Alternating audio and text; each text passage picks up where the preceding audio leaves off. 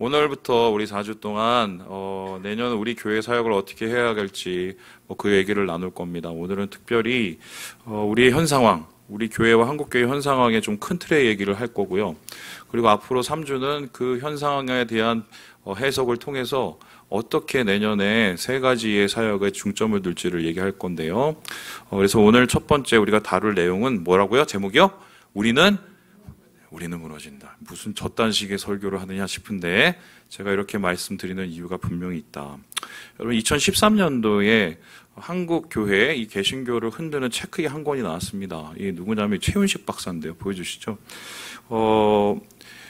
한국교회 미래 지도라는 이 책이 한 권 나왔어요. 근데 이 책이 어느 정도 수준이냐면 저를 비롯해서 특별히 한국교회에 관심을 가지거나 목회하시는 분들은 거의 필독서라고 할 수 있을 만큼 이 이후에 이와 관련된 책들이 계속해서 나오고 코로나 때 또 이 최윤식 박사, 그러니까 미래학자죠. 또 이런 여러 가지 책을 써내고 그리고 10년이 지난 후에 2013년이니까 이제 23년이죠. 이번에 새롭게 또 다시 그때의 2013년에 썼던 책과 그 10년 사이에 어떤 일이 있었는지를 다시 분석한 2050 한국교회 다시 일어선다. 이 책이 나왔습니다. 제가 한 달 동안에 책을 4권을 읽었습니다. 대부분 다 미래학자들의 책인데 미래학이라는 것은 뭐냐면 우리가 걸어왔던 길을 통해서 앞으로 걸어갈 길을 예상해보는 것이거든요. 특별히 한국교회는 지금 사회와 더불어서 굉장히 많이 변화되고 변동이 있는 사회이기 때문에 우리가 어떤 길을 걷는지를 예상해보고 대비하는 게 엄청나게 중요하다고 할 수 있겠다. 근데 여기서 이제 이분들은 여러 가지 데이터를 이제 막 찾습니다. 예를 들어서 통계청 자료, 그리고 한국 목회 데이터 연구소의 자료, 그리고 각 교단의 자료, 그리고 뭐 여러 그 갤럽이나 이런 데서 조사된 이런 조사 자료들을 다 모집을 했어요. 그리고 그 자료마다 하나하나씩 편차를 이제 만들고 그 편차에 따라서 기준을 만들어서 이걸 얼마나 신뢰할지를 가지고 데이터를 다 분석을 해서 10년 전에 이미 이런 표를 만들었는데요. 보여주시죠. 한국교회가 앞으로 어떻게 될지에 대한 이야기입니다. 3가지 가능성을 얘기했어요. 첫 번째는 저 위에 있는 이렇게 된 검은 틀인데 아마 지금 한 10년 정도의 지금 정체기가 있은 다음에 서서히 내려가는 연착륙을 할 수가 있다. 그래서 우리가 10년을 잘 준비해야겠다. 그래서 25년, 35년까지 이야기를 할 수가 있었습니다. 그리고는 이거는 우리 희망사항이고 10년 전에 어떻게 보면 그 중간에 얇은 선 있죠. 그 얇은 선으로 이렇게 서서히 2020년이 지난 후로 떨어질 것이다. 한국교회 교세가 떨어질 것이다. 이렇게 예측을 했었어요. 근데 이번에 새롭게 책을 써가면서 우리가 코로나라는 굉장히 중요한 변화를 경험을 했어요. 세상이 다 변했고 이건 완전 뉴 노멀 시대를 됐죠. 그때 교회도 엄청난 큰 변화를 우리가 경험을 했습니다. 심지어는 우리가 막 타격이 엄청 심했는데 그때 나온 데이터를 다 조작해서 만들었더니 보시다시피 다시 보여주시죠. 저렇게 최악의 시나리오가 나왔어요. 지금 급속하게 이 최윤식 미래학자분이 예상했던 것보다 훨씬 급속하게 붕괴를 하고 있는 상황이고요. 그 붕괴가 하고 있는 상황이 어느 정도의 수준이냐. 앞으로 한 3, 40년이 지나면은 한국교회가 원래의 숫자보다 30%에서 20%만 남을 것 같다라고 얘기를 했습니다. 그러니까 지금 넉넉 잡아서 우리가 600만 정도를 보고 있는데 30%면 200만도 채 되지 않는 개신교인이 남게 된다는 말이에요. 이게 정말 여러분 만약에 진짜야 말이야 그런데 이게 데이터 분석에 이게 결론적으로 컴퓨터가 이걸 해주는 거고요. 그리고 거기서 주목해야 될 것이 갑자기 이렇게 떨어지게 되고 최악의 시나리오를 갖게 된 이유가 뭐냐면 저기 동그란 데 들어가는 것처럼 코로나 이후에 교회에 안 오는 소위 말해서 가나안 신자 그리고 디지털 신자들이 늘어남을 통해서 이러한 교회의 쇠락이 가속화되어 버리고 있다. 이게 이제 이 이야기의 결론입니다. 그러면서 이분이 영국 교회에 대한 얘기를 두고 있는데 우리 장로교는 영국의 스코틀랜드에서 온 겁니다. 근데 스코틀랜드에 한때 부흥이 일어나서 그 교세가 200만 명이 넘었어요. 그 인구에 비하면 어마어마한 숫자죠. 그런데 60년이 지난 후에 그 대부흥 후에 지금 스코틀랜드 교회가 몇 명이 남았을까? 원래 180만 명이 아니라 이제 30만 명 채 남지 않았습니다. 60년 사이에 80%가 줄었어요. 그러니까 지금 우리가 겪고 있는 그 상황을 미리 스코틀랜드 교회가 겪게 된 것이고요. 더 중요한 것은 무엇이냐면 지금 스코틀랜드 교회의 평균 연령, 교인의 평균 연령이 몇 살이냐? 62세입니다. 그러니까 교회에 가면은 아이를 기르는 엄마, 아빠가 있는 게 굉장히 드물다는 거예요. 실제적으로 제가 아는 목사님께서 이제 이 영국에서 에든버러인가요? 거기서 공부를 하셨는데 다니던 교회에 교인이 그나마 좀 인원이 있는 교인이라서 30명 있었대요. 근데 30명 중에 다 어르신이고 애를 가진 가정은 딱 한 가정이 있었대요. 그래서 그 교회의 애들은 몇 명이냐? 2명이었답니다. 이게 규모가 있는 스코틀랜드 교회의 모습이었대요. 그런데 그 교회에 뭔가 문제가 있었겠지. 아니요. 지금 한국 교회도 그런 길을 걸어가고 있다고 최윤식 박사가 얘기하는데 이 그래프를 예상을 하면서 이렇게 분석을 했습니다. 우리 함께 같이 한번 읽어보도록 하겠습니다. 시작. 2020년에서 30년까지 개별교회 단위에서 주일학교와 대학 청년부가 추가로 사라지는 일이 진행된다. 2035년 경부터는 한국교회 교육부 역사상 대규모 감소가 마지막으로 일어나는 단계로 진입한다. 그 학생들은 중대형 교회로 흡수되며 이와 함께 가정 전체가 이동하는 현상이 발생한다. 교회는 역동성을 잃고 초고령화가 된다. 그러니까 이런 겁니다. 지금 교회 학교가 급격하게 줄고 있습니다. 애들이 줄어서 그런 걸 수도 있지만 우리 교회만 해도 사실 아시겠지만 코로나 전보다 굉장히 많이 아이들이 줄어 있는 상황이에요. 근데 이런 상황이 35년 정도, 지금으로부터 한 10여 년이 지나면 아주 최악의 상황을 겪게 될 것이고 그게 어떻게 되면 전체 교회에서 청년부하고 학생부 혹은 주일학교를 하는 교회가 거의 사라질 거라고 얘기를 합니다. 그러면 아이들은 그래도 교회에서 교육을 받아야겠죠? 그럼 그 아이들이 다 어디로 간다고요? 교육부가 있는 교회로 가게 되는데 그 교육부가 있는 교회는 대부분 어느 정도 규모가 있는 교회라는 거예요. 그러면 애들만 보냅니까? 누가 같이 갑니까? 그 애의 부모도 같이 갑니다. 그렇게 되면 어떻게 될까요? 앞으로 우리가 10여 년이 지나면 우리 교회에서 교육부, 청년부가 제대로 서지 않으면 한마디로 아이의 교육을 위해서 신앙 교육을 위해서 큰 교회로 떠나실 분들이 점점 늘어나고 그렇게 되면 우리 교회는 초고령화 교회가 될 가능성이 매우 높다는 것입니다. 이것을 지금 가늠해 볼 수 있는 이 그래프가 하나 있는데 보여주시죠. 이게 통합 측 예수교 장로회 통합 측에서 지금 얼마 전에 발표한 자료입니다. 이 전체 보면은 2010년도인가요? 90만, 거의 300만 되는 것이 지금 2019년에 거의 250만으로 줄었습니다. 근데 중요한 것은 아이들의 숫자를 잘 보세요. 지금 2019년에 예장 통합 측에서 내놓은 자료를 보면 애들, 여기는 교육부, 주일학교, 중고등부 다 합친 애들이 몇만 명이냐면 11만 명밖에 안 됩니다.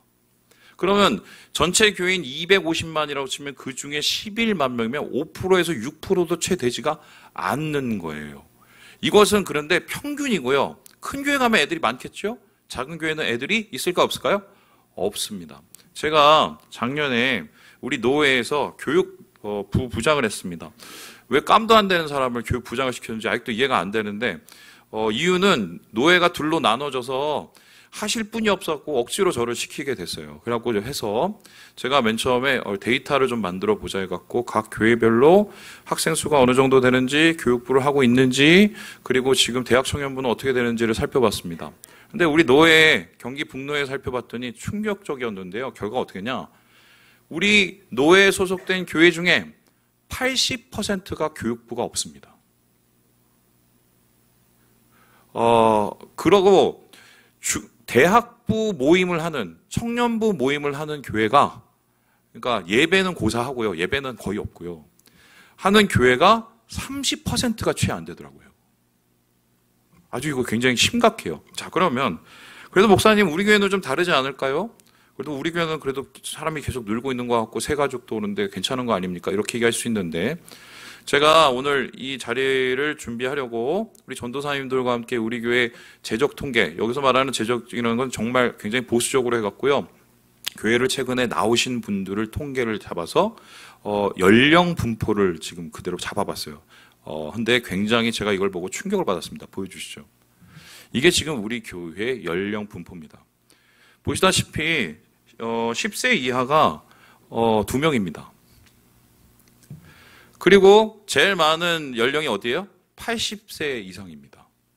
몇 명이냐면 20명입니다. 그러면은 지금 이 상황에서 우리의 10년 후를 한번 생각을 해봅시다. 보여주시죠. 이렇게 됩니다. 이게 우리 10년 후의 모습이에요. 그러니까 이게 피부로 안 와닿으시는 거예요. 제가 뭐 교회 얘기하고 뭐 어떻게 얘기하고 그럴 때 우리 교회 예배도 드리고 이제 우리 교회가 사실 지금 한국교회 미래지도나 최윤식 박사가 하는 초고령화가 이미 진행된 상태입니다. 그나마 이렇게 유지를 하고 새 가족들이 오는 건 하나님의 은혜고 기적이에요. 사실은 솔직히 이미 우리 교회는 되게 많이 죄송한 말씀이에요. 제가 연세 들었다고 뭐라고 하는 거 아니에요. 뭐라고 어떻게 하고요? 이미 초고령 사회 교회가 됐어요. 자, 그런데 문제는 무엇이냐? 이 상황을 우리가 넋놓고 가만히 보게 되면 아마 우리의 미래는 최윤식 박사가 얘기했던 그 스코틀랜드 교회나 혹은 제가 아는 그 목사님이 다녔던 그 30명 교회처럼 될 가능성이 매우 높습니다. 제가 이번에 이제 광주에 내려가서 이제 그 NCD하고 같이 얘기를 하면서 도대체 3년 사이에 어떤 일이 일어났는지에 대한 얘기를 나눴습니다. 제가 그 얘기 나누고 공부하다가 충격받고 올라왔는데요. 코로나 3년 기간 동안에 우리가 예상했던 것보다 이 교회가 쇠락하는 속도가 굉장히 빨라졌어요. 그리고 심각한 게 어떻게 돼가고 있냐면 소위 말해서 이 교회의 성장 속도가 아니라 쇠락 속도가 완전히 무너졌고 그리고 더 문제는 뭐냐면 이게 중간 교회가 없어져요. 교회도 지금 중간층이 없는데 500명 이하 교회 그나마 버티고 나머지는 한 50명 이하 교회 100명, 300명 혹은 그 중간 사이의 교회들이 지금 감소되는 속도가 아주 굉장히 빠르게 진행되고 있다는 걸 제가 보고 깜짝 놀랐습니다. 그럼 지금 우리 교회의 위치가 한 100명 정도 되는데 이 100명 된 교회가 앞으로 두 가지의 갈래길에 섰어요. 어떤 갈래길이냐? 50명 이하의 교회가 돼서 가족 공동체 중심의 교회로 만족할 건지 아니면은 우리가 좀 더 미래를 준비하고 교육부를 제대로 만들 수 있는 어느 정도 규모가 있는 교회가 될 건지 우리가 지금 딱 기로에 서 있는데요. 목사가 속 타서 얘기를 하면 뭐 합니까? 우리 성도님들이 마음을 함께 같이 안 하면은 이거는 뭐 의미가 없는 거거든요. 제가 그래서 오늘 여러분하고 정말 고심하면서 마음을 한번 열어보세요. 우리의 미래를. 그래서 교회를 사랑하는 마음으로 좀 한 번이라도 좀 더 생각하고 오늘 제가 여러분한테 말씀드리는 고민들을 좀 함께 나눴으면 좋겠어요. 자, 그렇다면은 이런 상황 속에서 우리에게 필요한 말씀이 뭘까 제가 생각을 하다가 떠오르는 인물이 한 명이 있었습니다. 바로 이 사람인데요. 예레미야라는 사람입니다. 예레미야는 여자가 아니라 남자지요. 예레미야는 어떤 사람입니까? 선지자였습니다. 그런데 예레미야 선지자가 살고 있었던 시대는 소위 말해서 유대의 말기이자 나라가 망하고 있을 때였습니다. 그래서 예레미야는 나라가 망해 가는데 도대체 회복할 기미가 없는 그 상태 속에서 이 나라 이 민족을 어떻게 해야 될까 굉장히 고민을 많이 했어요. 그래서 예레미야의 별명이 뭡니까? 무슨 선지자예요? 눈물의 선지자. 괜히 눈물을 흘린 게 아니라 그 현실에 대한 고통 그리고 영혼에 대한 마음 때문에 눈물을 흘리게 되는 건데요. 그가 당한 현실은 무엇입니까? 오늘 말씀 11절에 이렇게 이야기를 하고 있습니다. 우리 같이 한번 읽어보도록 하겠습니다. 시작! 이 모든 땅이 폐허가 되어 놀랄 일이 될 것이며 이 민족들은 70년 동안 바벨론의 왕을 섬기리라. 이것을 돌이켜보려고 얼마나 노력을 했겠어요? 하나님 앞에 부르짖었겠어요? 그런데 하나님께서는 아예 정해놓고 아니야, 이제는 안 돼. 너희들은 바벨론으로 끌려갈 거야. 그리고 거기서 포로 생활과 종 생활을 할 터인데 그것이 70년이고 그 70년 동안의 변화는 없어 라고 이야기를 하고 있습니다. 한마디로 이제 나라가 쇠락을 하고 하나님의 공동체가 무너질 것을 눈앞에 본 상황에서 이제 예레미야는 도대체 내가 어떻게 해야 되고 이 백성들이 어떻게 해야 되고 내가 무엇을 전해야 되고 어떻게 고민해야 될지를 생각하고 치열하게 그것을 마음에 품었던 선지자였던 것이죠. 그래서 오늘 이제 말씀을 이게 지켜보면 우리도 사실 지금 쇠락을 앞두고 있거든요. 이건 피할 수가 없어요. 물론 하나님께서 은혜를 주셔서 우리 교회를 그 사이에 부흥시킬 수도 있겠지만 그 부흥은 우리의 그림이고 전체적으로 한국 교회는 사실 그 쇠락의 기운으로 갈 수밖에 없습니다. 그러면 이 상황 속에서 예레미야가 어떻게 준비를 했을까를 보면서 우리가 지금 현 상황 이 교회의 쇠락을 어떻게 대비하고 준비해야 될지를 이제 고민해야 될 때가 왔어요. 그래서 여기에 대해서 오늘 말씀을 보면 세 가지의 태도를 이야기하고 있는데요. 우리 같이 한번 읽어보겠습니다. 시작. 오늘은 돌이킬 수 없다. 먼저 큰 전제는 뭐냐면 하나님께서 말씀하신 오늘 너희가 이제 바벨론으로 끌려간다. 그리고 거기에서 소위 말해서 종살이를 할 거다. 쇠락할 거다. 이런 오늘을 돌이킬 수 없다고 하나님이 말씀하고 있어요. 그 이유가 무엇일까요? 우리 함께 3절의 말씀을 같이 한번 읽어보도록 하겠습니다. 시작. 유다의 왕 아몬의 아들 요시야 왕 13째 해부터 오늘까지 23년 동안 여호와의 말씀이 내게 임하기로 내가 너희에게 꾸준히 일렀으나 너희가 순종하지 아니하였느니라. 여러분 오늘이 있는 것은 어제가 있기 때문입니다. 그래서 오늘은요 어제의 그림자예요. 어제를 따라가는 거예요. 그런데 이스라엘 백성이 하루아침에 이렇게 된 것이 아닙니다. 하나님께서 예레미야에게 말씀하시기를 야 내가 요시야 왕 때부터 너희들한테 계속 얘기했잖아. 이러면 안 된다. 이러면 안 된다. 이러면 문제 생긴다. 이러면 망한다. 이렇게 몇십 년을 내가 얘기했는데 너희들이 어떻게 했다고요? 순종을 안 했대요. 그러니까 이미 이 하나님께서 주시는 이 줄기는 도대체 돌이킬 수 없을 정도의 수준까지 왔기 때문에 아무리 네가 울고 아무리 네가 구해도 이 상황을 어떻게 해결할 수 없다. 이걸 받아들이라고 이야기를 합니다. 그런데 이렇게 예레미야가 들었을 때 마음이 얼마나 무거웠겠어요? 그래도 하나님의 말씀이니까 그것을 전하기 위해서 왕 앞에 갑니다. 그냥 가는 게 아니라 이 소들이 이제 끄는 그 달구지 끄는 그 멍에를 메고 퍼포먼스를 하면서 시드기야 왕한테 갔어요. 다음 그림 보여주시죠. 이렇게 가서 야 우리가 이렇게 노예가 돼서 살 거야 이렇게 예언을 했습니다. 그런데 그때 저 뒤에 보면 막 시끌벅적하지요. 하나냐라는 선지자가 있었었는데 이 선지자가 승질이 나갖고 예레미야를 때리면서 그 멍에를 뺏어서 부러뜨렸습니다. 그리고는 뭐라고 그랬냐면 왕이시여 이런 말에 속지 마십시오. 우리에겐 절대로 이런 일이 없습니다. 하나님께서 나에게 말씀하시기를 바벨론을 하나님께서 무찔러 주신다고 하나님께서 우리를 부흥시켜 주신다고 얘기하셨습니다. 이렇게 얘기를 했어요. 그때 예레미야가 얻어맞은 얼굴을 추스리면서 갑자기 하나님의 영이 임해서 그 영을 가지고 예언을 하는데 뭐라고 얘기하냐면요. 우리 함께 우리 28장 말씀을 같이 한번 읽어보겠습니다. 시작. 너는 가서 하나냐에게 말하여 이르기를 여호와의 말씀에 내가 나무 멍에들을 꺾었으나 그 대신 새 멍에들을 만들었느니라. 야 네가 멍에를 꺾었다고? 그 멍에를 받아들이지 않고 현실을 받아들이지 않으면 어떤 멍에가 온다고요? 쇠멍에, 더 큰 멍에가 온다는 것입니다. 목사님 긍정적인 얘기를 하셔야지 왜 이렇게 자꾸 부정적인 얘기를 하십니다. 이렇게 얘기할 수 있는데 저는 지금 긍정의 얘기를 하고 싶지 않아서 그런 게 아니에요. 긍정을 진짜 하려면은 현실에 대한 확실한 우리의 생각과 확실한 판단을 가지고 긍정을 만들어야 돼요. 근데 현실 감각이 없는 그냥 긍정은 뭐냐면 이거는 말 그대로 허풍이 돼버립니다. 하나님께서는 오늘 예레미야에게 이스라엘이 저질렀던 과거의 죄를 얘기하시면서 앞으로 그들이 치러야 될 그 죄값을 얘기하시고 그것을 먼저 받아들여야 된다고 그 현실을 받아들여야 답이 나온다고 이야기를 하고 있어요. 오늘 우리도 마찬가지인데 목사님 우리에게 그런 일이 일어나겠습니까? 우리 교회는 잘 되지 않겠습니까?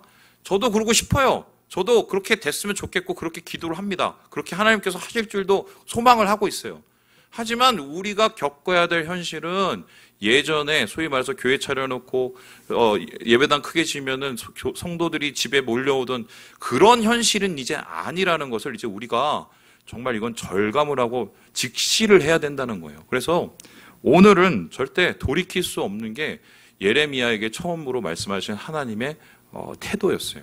두 번째, 그렇다면 예레미야는 그 미래를 어떻게 준비하려고 했을까요? 우리 같이 한번 읽어보도록 하겠습니다. 시작! 오늘이 내일을 만든다. 중요한 건 여기서부터인데요. 돌이킬 수 없는 오늘이 있어요. 그런데 중요한 것은 우리에겐 아직 기회가 있습니다. 무슨 기회가 있어요?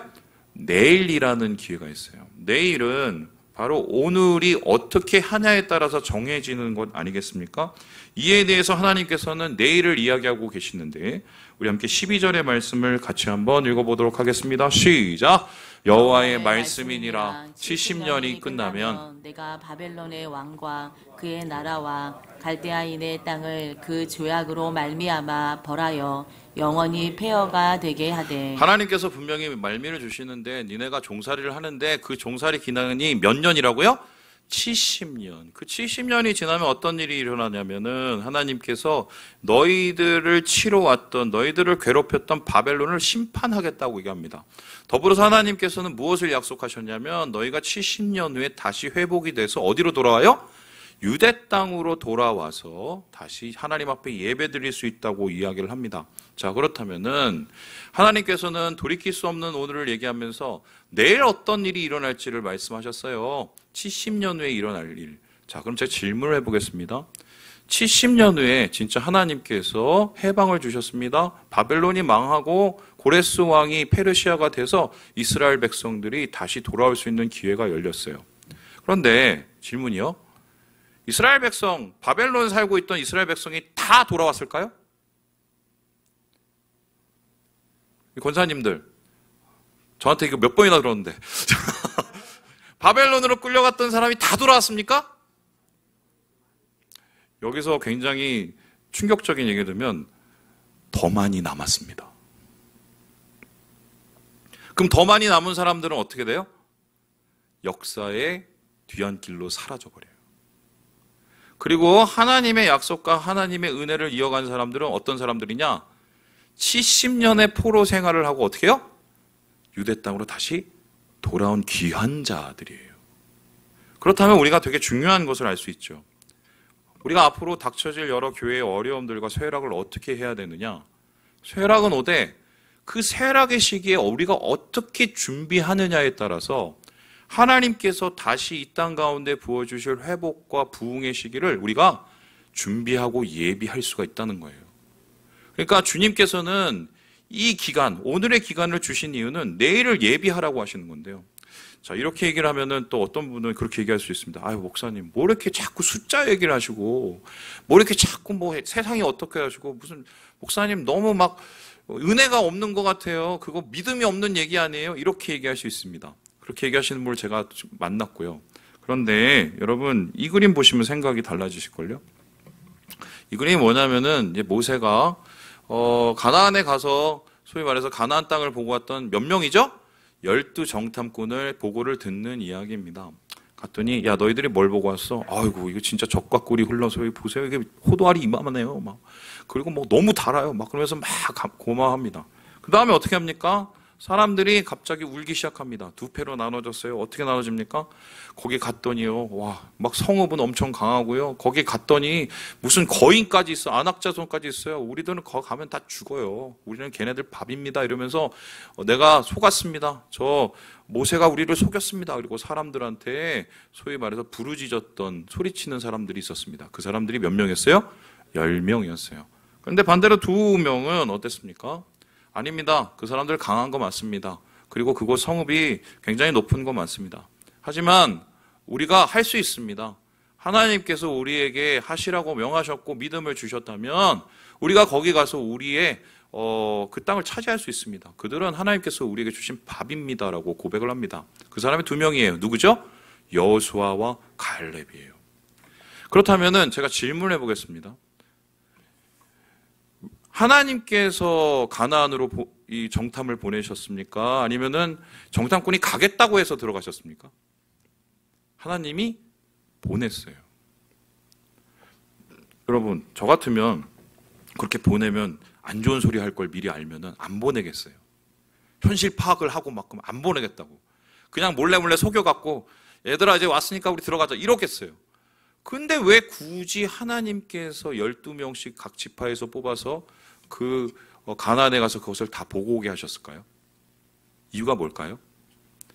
그들이 광야에서 무엇을 준비해야 되는지를 알게 하시려는 거예요. 분명히 그 큰 성읍도 맞고 안악자손도 맞지만 그래서 그만큼 하나가 되어야 되고 그만큼 믿음으로 서야 하나님이 주신 가나안을 차지할 수 있다는 것을 그들이 깨닫게 하시기 위해서 하나님이 그들을 보낸 거죠. 그러니까 중요한 것은 앞으로 미래에 우리 이렇게 막 곤란이 와 어려워져 이게 중요한 게 아니라 그 미래를 우리가 오늘 어떠한 마음으로 대비하고 준비하느냐가 이게 제일 중요하다. 바로 이 오늘이 내일을 만든다는 것 예레미야가 그 얘기를 하고 있는 거예요.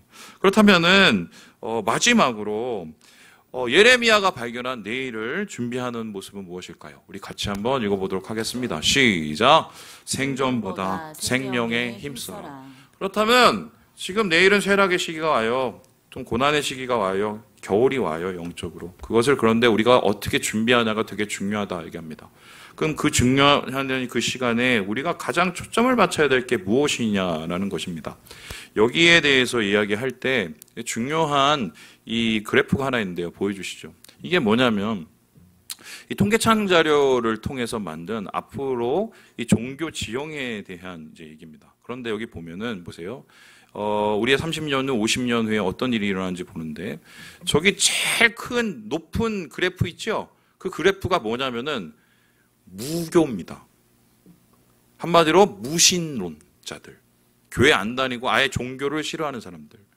그리고 저기 보면은 맨 앞에 조그만 그래프가 뭐냐면 개신교입니다. 여기 개신교 안에는 소위 말해서 이단도 다 들어가 있습니다. 이단이 아니라 그 가난한 성도들. 근데 그 개신교의 이 속도를 보면 점점 줄어들지요. 그리고 나중에 어떻게 되냐면 그 세 번째에 있는 저 검은 게 이단인데요. 2030년에서 60년이 되면 이단 숫자하고 개신교 숫자가 거의 비슷해집니다. 충격적이죠? 그래서 여기에 대해서 이 최윤식 박사님이 어떻게 분석을 하면 이렇게 분석을 해요. 제가 한번 읽어볼게요. 나는 이 책을 통해 더 큰 경고를 하려고 한다. 많은 목회자가 앞으로 한국교회의 가장 큰 세력으로 부상할 종교 세력을 이슬람으로 본다. 틀렸다. 한국교회가 두려워야 될 미래는 다른 데 있다. 2050년경이면 한국 사회는 이단과 무신론자의 나라가 된다. 세상에서 믿음을 보겠냐는 예수의 말씀이 현실이 될 것이다. 그러니까 뭐 예전에 그 난민들 왔었을 때 이슬람을 들면 우리나라 이 교회가 망한다. 그게 아니에요. 실제적으로 지금 그래프를 봤더니 교회를 가장 위협하는 것이 무신론이에요. 그리고 교회를 지금 가장 계속적으로 위협하고 있는 건 바로 이단들입니다. 그러면은 생각을 해봅니다. 무신론 이 이단의 가장 공통점은 뭐냐? 교회의 잘못된 점에서 비롯됐다는 거예요. 그런데 교회의 잘못된 점이 어떻게 이어지고 있느냐? 여기에 대해서 이 교회는 지금 산무시대를 겪고 있다고 얘기하는데 세 가지가 없다는 거예요. 뭐가 없냐? 첫 번째는 관심이 없어요. 무관심의 시대. 두 번째는 무기력의 시대. 세 번째는 무감각의 시대. 왜 이런 일이 일어났느냐? 예전에는 신앙이 먼저, 하나님의 뜻이 먼저, 그리고 교회가 먼저인 신앙생활을 왔기 때문에 우리 교인들이 하나님 안에서 능력 있는 크리스찬이 될 수 있었습니다. 그런데 지금 MG를 비롯해서 세상이 어떻게 워라벨이니 뭐니 하면서 그게 나쁘다는 건 아닌데 이것이 신앙적으로 그대로 오면서 어떻게 해요? 예전에 이랬습니다. 목사님 너무 힘들어 죽겠어요. 힘드시면 우리 한번 기도해서 같이 이겨내 봅시다. 하나님께서 힘을 주시겠어요. 우리가 함께 해주시고 이기게 해주실 거예요. 이거 넘으면 분명히 하나님이 우리를 성장하게 해주실 거예요. 이러면 아멘 했어요. 아멘. 요즘에는 그냥 조용히 갑니다. 왜요? 편하게 신앙생활을 하고 싶거든요. 편하게 신앙생활을 하면 신앙은 점점 쇠약해지는 거고요. 신앙이 쇠약해지면 생명은 점점 사라지게 돼요.